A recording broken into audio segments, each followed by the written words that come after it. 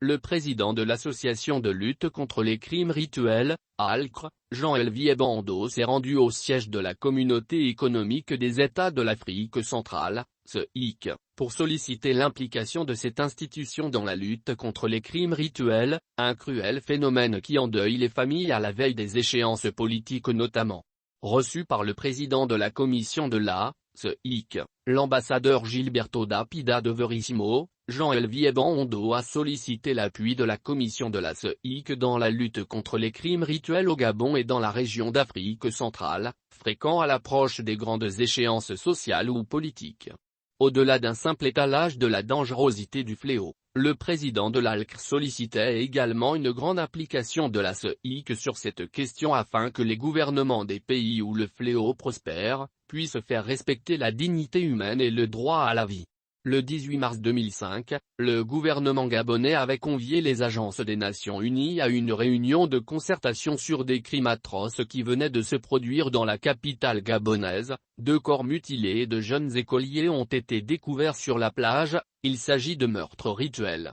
Il était question de demander à chaque agence, dans le domaine de ses compétences, sa contribution à la lutte contre les crimes rituels au Gabon.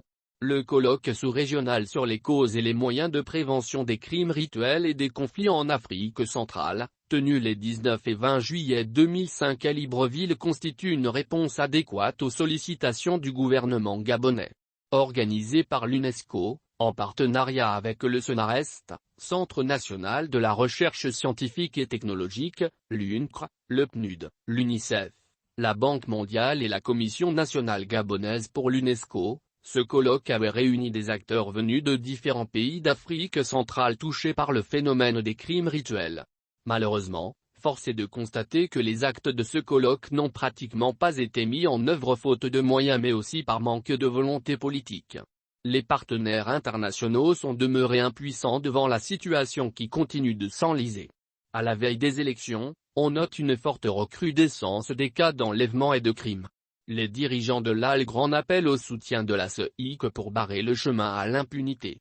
Dans le cadre de la concrétisation de sa lutte sur le terrain, au Gabon et dans la sous-région, l'ALCR propose des campagnes de sensibilisation, des interpellations des gouvernements au Parlement, des débats dans les médias et des prises de loi répressives contre le phénomène, les tenants et les aboutissants.